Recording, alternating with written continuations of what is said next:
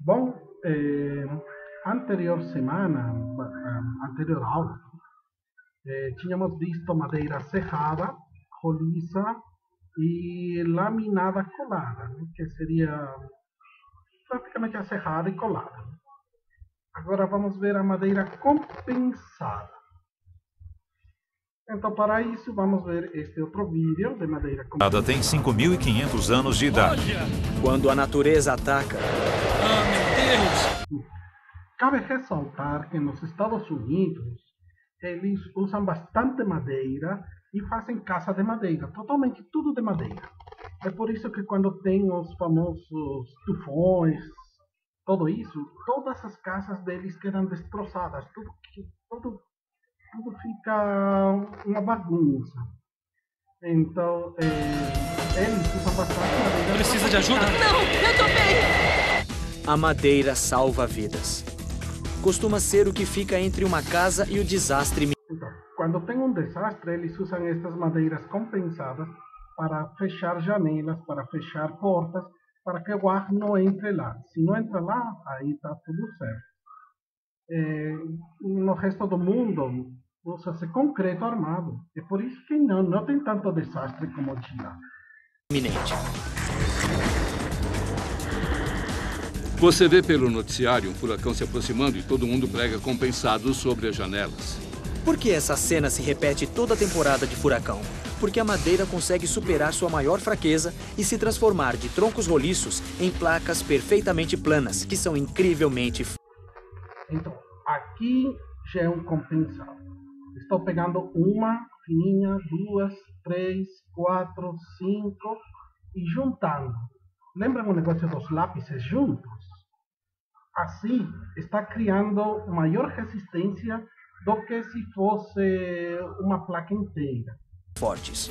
Ela agrega muito mais resistência e estabilidade que a madeira natural agregaria. Você vê um pedaço de madeira, mas há muito mais lá dentro do que se pode imaginar. O tendão de Aquiles da madeira crua é que ela é 40 vezes mais vulnerável ao estresse ao longo das fibras que perpendicular a elas. Por isso que você parte a madeira com um machado batendo verticalmente sobre a parte circular da tora e não horizontalmente contra a lateral.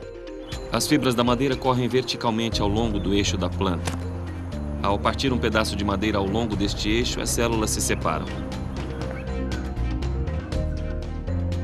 Ao unir camadas cruzadas de folhas de madeira no ângulo certo, as...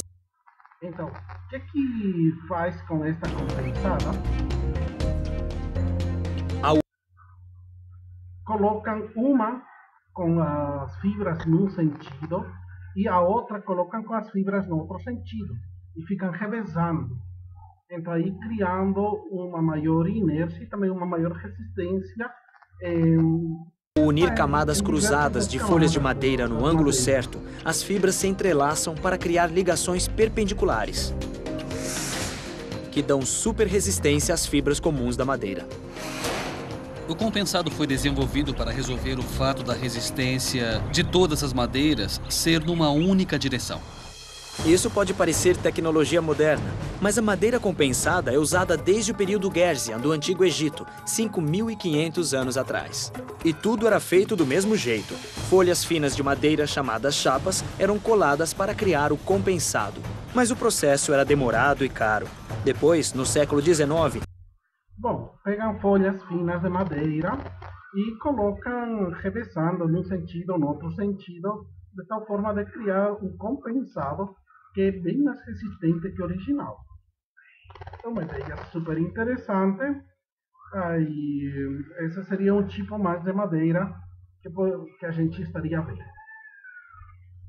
Bom, faltaria agora madeira recomposta. A ver, madeira recomposta. Esta seria a madeira recomposta. Eu não achei um vídeo, então o que podemos ver é isto.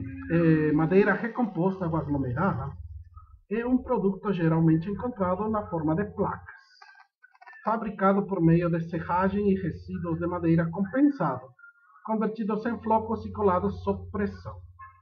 É a que vimos na última aula de estruturas metálicas para fazer a laje, é esse compensado. Este processo faz com que o material torne-se mais rígido, estável, resistente a fortes impactos e à umidade. Mas é importante ressaltar que não é mesmo a prova de água. E mais rígido e estável, além de ser resistentes a fortes impactos e à umidade. Porém, vale ressaltar que no final do processo muitas vezes no final do processo da madeira recomposta, alguns flocos ficam para fora, fazendo com que fique um aspecto mais rugoso, não tenha boa aderência e revestimentos. Isto já devem ter visto, e isto também cria um outro problema bem grande.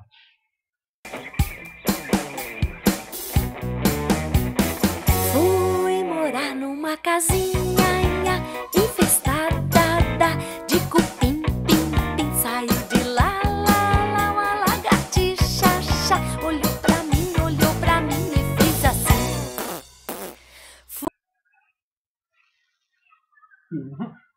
O problema seria os cupins. Como eu falei da minha casa, eu troquei todo o rodapé e também troquei todas as portas.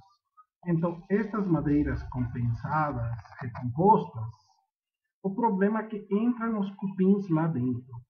Uma madeira maciça, seca, não entra cupins. Essas madeiras que vimos que foram cortadas direto da árvore, se a gente secar direitinho, vamos ver secagem acho que ainda hoje, não entram os cupins, não entra nada, não tem espaço para entrar nada lá dentro. Só que estas, vocês notam de que tem espaço para que entrem cupins, que entrem bichos, isso. E aí a gente tem que ir, trocando cada certos anos. Aqui, após 6 anos, troquei as portas, os rodapés, estava praticamente uma casca. O cupim deixou todo só uma casca. Então foi bom trocar. Bom, já vimos então todos os tipos de madeiras, mas no mercado também tem uma chamada MDF e MDP. Então aqui vamos falar com o experto, pedimos ajuda universitária para ele nos falar aqui o que seria isso. Belcal, mais uma vez aqui com vocês para falar sobre marcenaria. A gente está inaugurando a nossa sessão Fernando Responde. A gente recebeu uma pergunta de uma das internautas que nos acompanha, a Patrícia Martins. Alô, Patrícia. Então, eu vou responder a pergunta dela, e a pergunta foi: o que é MDP, o que é MDF, qual dos dois é o melhor? Muito bem, MDP. MDP é essa encrenca aqui, tá? É um painel feito de partículas de madeira, partículas maiores no meio, partículas menores na lateral, certo? Aqui nas laterais são partículas mais finas, no meio partículas mais grossas, e é uma chapa de madeira constituída por essas partículas. O nome MDP significa Medium Density Particle Board, ou seja, é um painel de média densidade feito de pedaços de madeira, partículas de madeira. Nós temos o MDF, que é esse cara aqui. MDF significa Medium Density Fiberboard. É um painel de média densidade constituído de fibras de madeira, tá? Tanto no caso do MDP quanto no caso do MDF, no caso do MDP, as partículas, no caso do MDF, as fibras, elas são coladas e prensadas, ok? Eu resolvi mostrar também outros produtos que se constituem em painéis de madeira. A gente tem o compensado, que é esse cara aqui. Bom, então, já vimos o MDP seria feito por partículas e o MDF seria por fibras. Dá para notar que de por partículas conseguem entrar mais bichinhos. E se entra bichinho, entra também umidade. E se entra umidade, essa madeirinha também vai tender a expandir. Então eu recomendaria mais o MDF do que o MDP. Mas aí já vem os preços e o uso que você vai dar. Se você vai dar um uso muito rápido, então uso mais barato. Bom, aqui com esta parte terminaríamos todos os tipos de madeiras de forma superficial. Então aqui, classes de carregamento. Na classe de carregamento, temos a permanente, que significa que toda a vida útil de construção. Por exemplo, seria o peso próprio de um prédio, o peso próprio da mesma madeira, o peso da calçada, já vimos todos esses pesos. Se for então de madeira serrada, roliça, laminada, compensada, temos que reduzir, multiplicar por 0,6 a resistência. A resistência que tínhamos escolhido aqui, C20, ainda vamos colocar 60% desse C20. Ou seja, ao escolher aqui 0,6, estamos reduzindo a resistência a 60%. Se for uma carga de longa duração, mais de 6 meses, não consigo imaginar uma carga de... Fique 6 meses e depois você tire. Um pouco complicado, né? Uma carga que dure 6 meses e depois você tirar. Nesse caso, é 70%. Aí não é tão grave, não. Mediana duração, 1 semana a 6 meses. Com 1 semana seria quando estamos construindo, vamos colocar certas coisas lá em cima, depois de que passou a época construtiva, tiramos. Então, quando faríamos o cálculo com uma madeira que vai receber uma carga só por 1 semana, carga construtiva, e depois tirar, aí podemos usar 80% da resistência da madeira.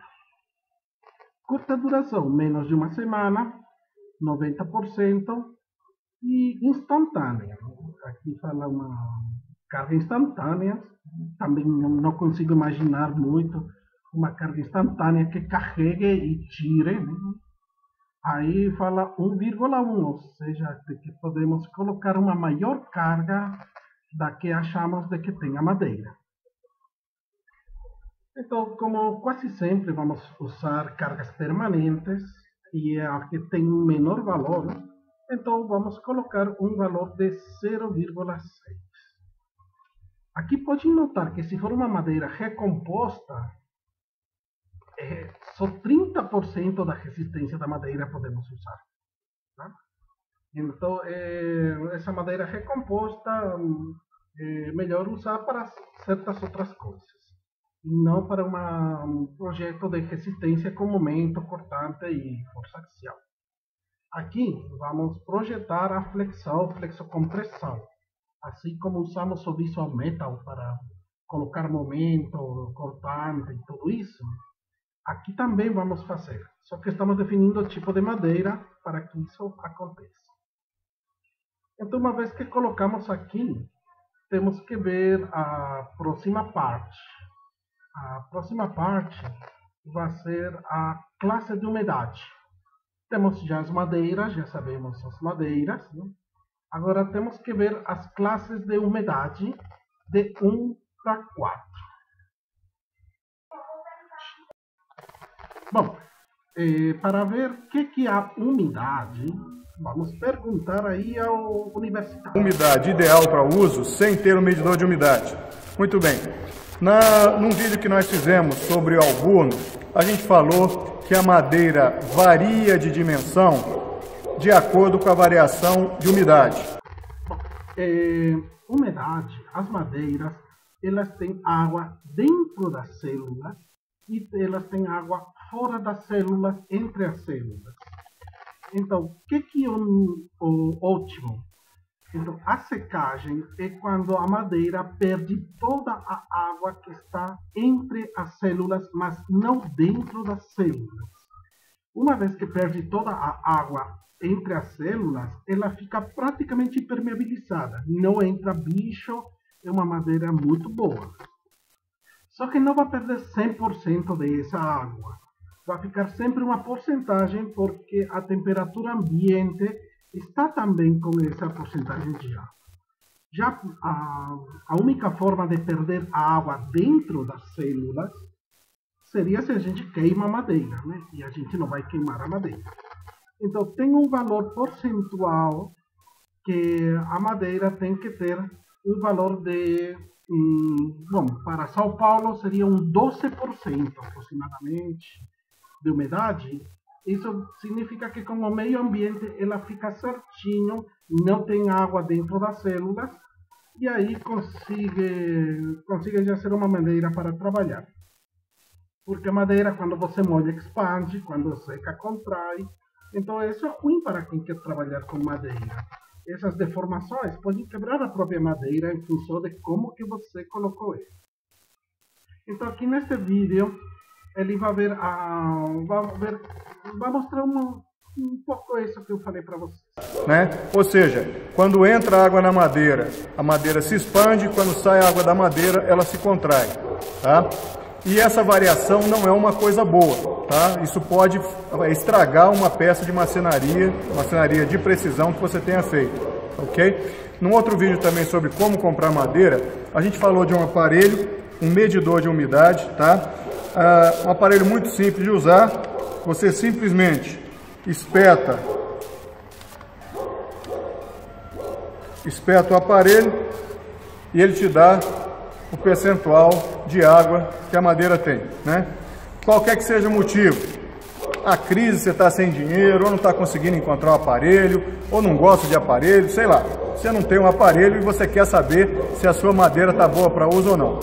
Muito bem, eu vou ensinar um processo que só... Bom, esse negócio que você não tem dinheiro não ficou muito bom. Então, o que faz? Aqui se anotam os meses do ano. Janeiro, fevereiro, março, abril, maio, junho, julho, agosto. É um processo comprido. E você pesa a madeira, deixa no sol, passa um mês, pesa ela de novo. Como ela tira um pouco de umidade, o peso dela vai reduzindo. Aí passa um mês, continua no sol. Então ela continua perdendo peso, continua perdendo peso, continua perdendo peso, até que chega um certo ponto, um mês, que o próximo mês e o próximo mês, a umidade, o peso da madeira, ele fica praticamente estabilizado. E esse é o ponto que queremos. Essa é a umidade ideal da madeira. Quando o peso de todos eles, ao longo de vários meses, já ficou estabilizado com o meio ambiente. Ou seja, para lugares úmidos vai ser um valor, para lugares secos vai ser um outro valor. Então, essa é a umidade ideal da madeira. Então, aqui temos uma parte que, como seria a cura, a secagem tradicional. Mostrando aí como é que faz a secagem da madeira, parte a madeira. Eu corto ela, abro essa aí que eu coloca quero, ela separada, trago para casa e gradeio, pedacinhos que sobraram. Tem que entrar sol e ar, tanto por cima quanto por baixo. Em torno de 50 e 50 esperando o ideal é colocar e deixar essa madeira no sol e na chuva pelo menos 6 meses. Depois disso, você leva para dentro do balcão e deixa mais uns 6 meses.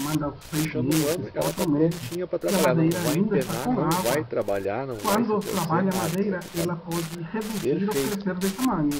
Olha aqui, ó. Essa já está uns 5 meses de fora, olha só.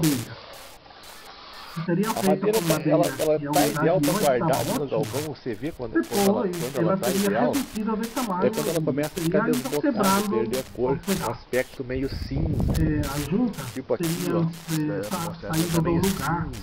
E aí a olha só, ela já perdeu a cor, ela estava lavada, bem desbotada, bem desbotadora. Na verdade, a metade da madeira que está ideal para guardar no galpão, para futuramente fazer móvel. Ela já está uns 5 meses, mais um mês eu vou botar para dentro. Entregaram, passaram uns meses, estava feliz. Essa história que estoura a ponta, lasca, arrebenta, não arrebenta. Se souber gradear ela e derrubar ela na época certa, que eu vou estar fazendo um vídeo sobre essa. No forno? Pois é, pode colocar no forno. Um processo inédito. Uma patente para a Embrapa e para a Escola Nacional de Engenharia Rural, Águas e Florestas, ANGREF, em Nancy, na França. É a secagem acelerada de madeira que garante madeira seca em menos tempo, com melhor qualidade e a custos reduzidos. A secagem chega a 70% da produção. Além disso, o processo depende muito da experiência de quem faz a secagem e gera perdas. A secagem é feita ao ar livre e em grandes secadores ou estufas. Na forma tradicional, é baseada na perda de água da madeira, na temperatura e na umidade do ar. A madeira, que é um material higroscópico, tem a capacidade de trocar umidade com o meio ambiente. Bom, tem processos industriais que colocam a madeira em estufas, daí colocam no meio ambiente. Colocam de novo na estufa, meio ambiente. Estufa, meio ambiente.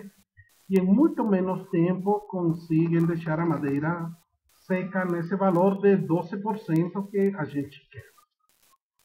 Então já vimos qual que seria isso da secagem. Aqui tem uma outra forma de determinar a umidade que não é com esse medidor de umidade. Como antigamente se fazia, é muito caro. Então você pega uma peça de madeira, se notam, foi colocada uma espécie de vela, uma parafina ao redor. Então, para que é? Porque quando você manda ao laboratório, você quer saber a umidade total. Então, na parafina, ela não perde umidade. Então, aí você seca junto com peça, após tirar da parafina, com a parafina, e daí você coloca no forno. Então, uma vez que tua amostra já está sem água entre as células, só entre as células, né? É um forno a 105 graus, porque eu vi, tira da estufa e acho que ele vai pesar de novo. Então, pesando de novo, aí ela já está mais leve, porque já tiramos toda a água. Então, continuamos repetindo, até que já não tenha água. Porque na primeira vez que colocamos no forno, só a parte externa vai perder água, não a parte interna. Se notam, a madeira, ela é diferente, tem faces maiores, faces menores. Uma madeira mais grande, menor, é diferente de uma madeira mais fina. Então tem que ser feito esse procedimento aí, até que, como no outro exemplo, a madeira fique praticamente o mesmo peso. Foi este mesmo procedimento, só que em lugar de meses, vamos demorar um dia só. Então temos esse medidor de madeira, ele simplesmente encosta, tem que encostar na direção das fibras, mas isso já é mais para a especialização do marceneiro. Agora, o que nos está interessando da madeira para nós? Classe de umidade 1, 2, 3 ou 4. Qual que seria essa classe de umidade? Então, essa classe de umidade, vamos ter aqui.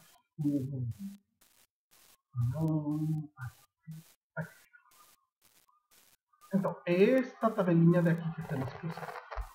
Umidade relativa do ambiente, ela é usada em concreto armado, em aço e agora estamos usando em madeira. Então, uma cidade como São Paulo, até Santos também, a umidade relativa é menor que 65%. Está entre 40%, mais ou menos. Os dias que está chovendo, aí tem mais, né? Mas estamos falando de uma média, tá? Porque os dias chuvosos, por exemplo, tem umas cidades aqui no interior de São Paulo, você vai lá e sente umidade. Umidade de início a fim, todos os meses, é só umidade. Então, a classe de umidade padrão, Santos, São Paulo, que é onde estou dando as aulas, seria menor que 65%, e o grau de umidade na madeira, quando equilibra com o meio ambiente, seria 12%. Aí, já por exemplo, uma cidade mais úmida, estaria entre 65% e 75% de umidade ambiental, e aí a madeira vai dar um valor mais ou menos de 15%. Já essas outras, classe de umidade 3 e 4, se vou construir num ambiente que vai estar úmido praticamente. Ou seja, alguma empresa, algum lugar, não sei, uma piscina. Eu vou fazer o deck de uma piscina e a piscina constantemente vai estar evaporando água e eu vou estar colocando água aí a umidade vai estar 85%, 90%. Aí tem piscinas que são fechadas. Então tem umas piscinas que é fechada, temperada. Aí a umidade é praticamente 90% durante longos períodos. Esse já seria umidade nível 4. Então, para nosso caso, que seria uma estrutura em São Paulo ou em Santos, a umidade seria 1. Cidades úmidas, 2. Piscinas e estruturas que estão bem de face com a água, já seria 3. E casos especiais, como uma piscina num ambiente fechado, aí seria 4, que o grau de umidade da madeira estabiliza a um valor de maior de 25%. Então, vamos aqui a nosso CAMOT 2, e o fator de redução seria 0 praticamente. Porque se multiplicamos a resistência por 1, não acontece nada, continua a mesma resistência. Já que neste caso, como a carga é permanente, ficou em 60%. Então aqui a umidade, cumprimos aqui nosso CAMOT 1, CAMOT 2, e temos que clicar neste para poder ir na CAMOT 3. Então, este seria o CAMOT 3. Então, aqui temos uma tabela sobre densidade e não densas das coníferas e também das folhosas. Bom, esta classificação CAMOT 3 é a mais complicada que tem. Temos uma confirmação visual e uma visual e mecânica. Ou seja, temos que ver se a madeira é boa. Essa seria a visual. E como saber se é boa? Temos a mecânica fazendo os testes. Mas aí teríamos que pegar todos os tipos de folhosas e de coníferas e fazer os testes mecânicos e aí ver qual que é a melhor. Então isso é bem complicado. Então vamos ficar só na visual. Então, a visual temos certas categorias. L, que significa limpo. Conseguem ver aqui todo limpo, né? Esse já seria, aqui tem 1, 2, 3 nozinhos desses. Esse 1, já tem mais nozinhos. Esse 2 está regular. E esse 3, ele está cheio desses nozinhos. Aqui pegaram uma outra madeira, é a lusitânica. Também limpo, tem 1, tem 2. O S1, não, é S1, que tem 1, 2. L é de limpo, totalmente limpo. Mas aqui a madeira que eles pegaram, não acharam uma limpa. Então esse 2 já tem vários, esse 3 irregular, e, bom, este NE, quando já tem muitos, NE significa não estrutural. Ou seja, que não dá para usar para estruturar. Então fica bem complicado esta parte. Normalmente usa-se um valor de 0,8. Um equivalente ao S2 visual. Ou seja, a este de aqui, que não teria nem muitos nem poucos. E aqui esta também, não tem muitos e também não tem poucos USB. Então, normalmente, ante as dúvidas, você usa o S2, que é o menos pior, né? Aí o S3 seria mais...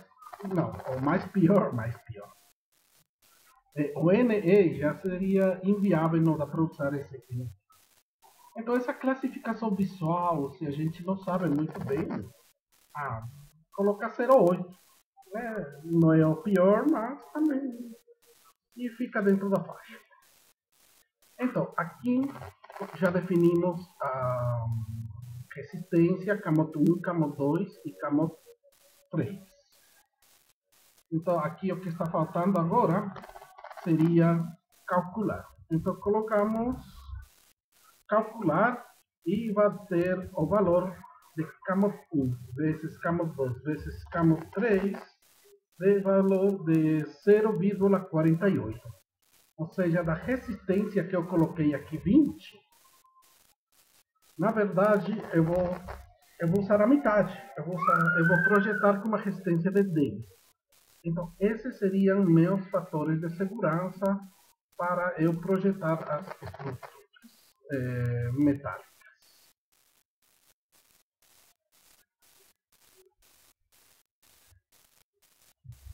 Bom, aqui temos BC, ainda mais um fator, que se usamos uma peça cerrada, uma peça roliça, já vimos que aqui uma cerrada, uma roliça, colocamos esse valor de 0,2. Se for uma peça colada, aí valor 0,1. Hoje em dia, a maioria das treliças, elas estão ficando coladas. Ou seja, fazem de tal forma que você encaixa as peças, e uma vez que ficou encaixado, coloca uma cola. Ele poderia funcionar até sem cola. Então, isso seria o que eu poderia falar sobre as peças coladas. Então, aqui temos as peças cerradas, peças polisas. Desculpem o português, tá com nojo. E aí, pressiono OK. Então, na seguinte tabela, vamos mandar a dados geométricos. Ou seja, qual que é o tamanho da minha peça de madeira. Eu posso mandar fazer peça de madeira? Pode. Só que imagina, vou quebrar uma árvore, vou mexer na máquina de serragem só para o tamanho que você pediu, fica um pouco inviável. A não ser que seja uma obra como essa lá de Brasília, que você mandou fazer todas as peças com certo tamanho. Aí, com esse dinheirão, aí pode. Mas nós, meros mortais, temos que usar as peças padronizadas. Então, quais que são os tamanhos das peças padronizadas? Seriam estas de aqui. As bigotas, elas são feitas de 6 centímetros por 12 ou de 6 por 16. As pranchas, de 8 por 20. Caibros, de 5 por 6 e de 6 por 6. Ripas, de 1,5 por 5, 1,2 por 5. Sarrafos, tem todos esses valores. Tábuas, também. E também temos os pontaletes. Também encontramos de eucaliptos, né? Eucaliptos que servem também para apuntalar as coisas. Os diâmetros variam de 15 a 28 centímetros. Então, em função do trabalho que a gente vai fazer, temos que colocar este. Eu vou dar um exemplinho, eu acho que vai ser a próxima aula já, talvez agora, em que temos que projetar uma vigota. Tá? Então, vamos usar uma vigota de 6 por 12. Aí, eu vou criar um exemplinho agora, para podermos ver como se preenche esta parte da base, da altura, do comprimento. E aí o software, ele vai calcular todas as coisas que precisamos. Bom, o exemplo básico que eu escolhi para nós seria um reservatório de água assim. Só que vamos deixar ele um pouco mais simples. Eu vou deletar esta parte de embaixo. Seria um reservatório de água de... vamos dar uns 3 metros cúbicos, 3 toneladas. É bastante, né? 3 toneladas, não é brincadeira. Aqui vamos ter um comprimento, vamos subir um valor de, não sei, 1,5 metros de altura. Então temos que colocar esse reservatório em 1,5 metros de altura. Para continuar aí fazendo aqui, que tem um problema que seria a flambagem. Se a gente tira isto de aqui, essa madeira de aqui, isto aqui lateralmente vai flambar e vai quebrar. certo? Então, como podemos simular isso? FTools. Então, depois vamos fazer uma estrutura um pouco mais complicada usando o FTools para ver como reduz esse valor de flambagem. Porque aqui está criando um vínculo, um engaste, aqui está criando outro engaste. Então, eu tenho uma peça pequena. Já se não tivesse essa peça, e eu tivesse uma peça comprida, ela pode quebrar por flambagem. É por isso que esses reservatórios, eles ficam assim sempre amarrados. Então, por enquanto, vamos fazer essa só para testar aí o programa, para ver. Então, temos que projetar os 4 pilarzinhos que vão suportar 3 metros cúbicos. Então, aqui vamos... temos que procurar. Podemos usar bigota, 6 por 12. 6 por bigote mais viga. Por isso que a altura é o dobro que a largura. Então, meio que não. Prancha também é usado para móveis, para outra coisa. Por isso é mais fina. Caibros e ripas, isso é usado para o telhado. Para colocar as telhas. Aí tem que ser bem pequenas. Né? Sarrafos, tábuas, pontaletes. Pontaletes. Eu poderia usar tanto pontaletes quanto postes de eucalipto. Então, eu vou colocar aqui um pontalete de 8 por 8. Óbvio que eu poderia mandar a fazer um tamanho maior, mas vamos falar que só tenho esses. Aí eu vou ver se posso usar esses pontaletes para colocar 1, 2, 3, 4. Como sempre, engenharia estrutural, vai que não dá certo. O que acontece se não dar certo? Aí eu não sei, peço demissão. Não, engenheiro, bem, engenharia, tem que dar um jeito, né? Então, se meu cálculo com 4 pontaletes não dá certo, aí eu vou fazer um com 8 pontaletes. 1, 2, 3, outro meio, 4, 5, 1, 2, 3, 4, 5, 6, com 8 pontaletes. Então, aqui eu vou colocar esses outros pontaletes e tranquilamente eu vou ver se dá certo esses pontaletes de 8 por 8. Eu acho que vai dar, não sei, a meu olho dá 3 metros cúbicos, também não é a grande coisa. Então, vamos ver, né? Então, as alternativas seriam 4 ou 8 pontaletes. Tenho que fazer esses dois trabalhos. Se deu certo com 4, pronto, fechou. Então, meus pontaletes no software, eles são de 8 centímetros por 8 centímetros e o comprimento seria 150 centímetros. Quando eu clico calcular, ele vai calcular 64 centímetros a área.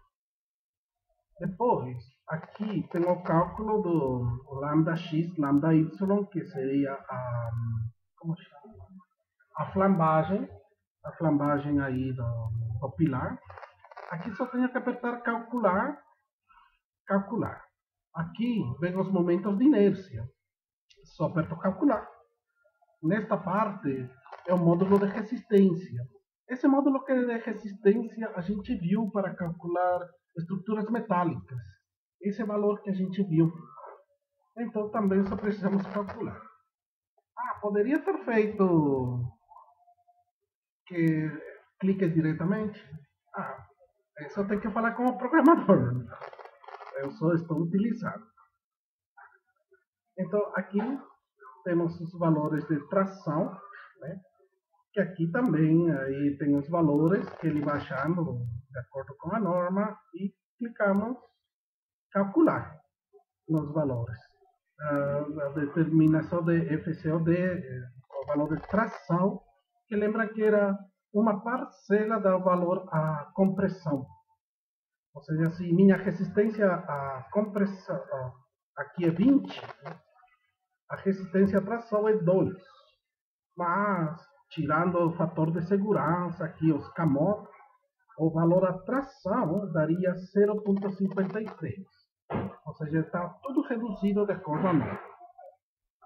E por ende também, a resistência à tração também ela vai ser diminuída E aí já vamos ter mais ou menos um valor que suportaria na tração. Tá? Agora vamos na compressão. Na compressão também temos que fazer o mesmo.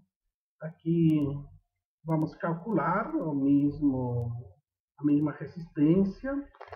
Aqui temos outros valores. O valor E, temos o valor lambda. Aqui temos o valor, outros valores. Calcular. E aí já teríamos uma outra resistência à compressão.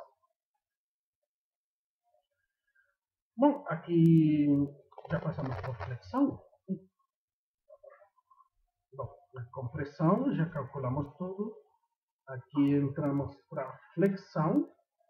Flexão também colocamos calcular. E nesta parte que vamos colocar os carregamentos. O carregamento permanente em kN por metro, porque aqui está assumindo que é uma viga, porque estamos fazendo a flexão.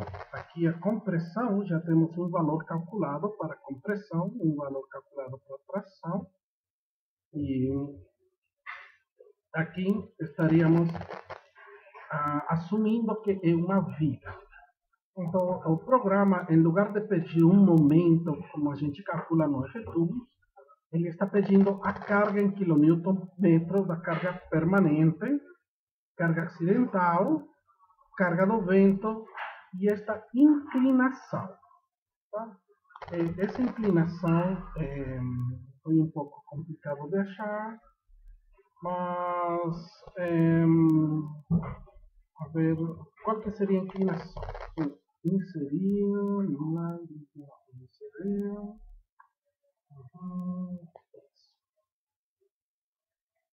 Então, minha peça normalmente é assim. Sempre trabalho assim quando trabalhamos normalmente uma viga. Só que quando estou no teto, lá no teto, meu telhado tem uma certa declividade, até de uns 15 a 30% de declividade. Então essa inclinação é essa daqui. Quando eu tenho que colocar a peça inclinada e as cargas, e aí o único que eu tenho que variar aqui, eu vou colocar meu telhado, né? Vou colocar o telhado aqui em cima, só que esta peça vai estar inclinada. Então esse valor seria a inclinação daqui. Bom, vamos parar por aqui nesta aula. E na próxima vamos fazer já o exercício do reservatório. E testar aqui um pouco o GGUT, a ver se dá certo, se não dá certo. Ok, muito obrigado.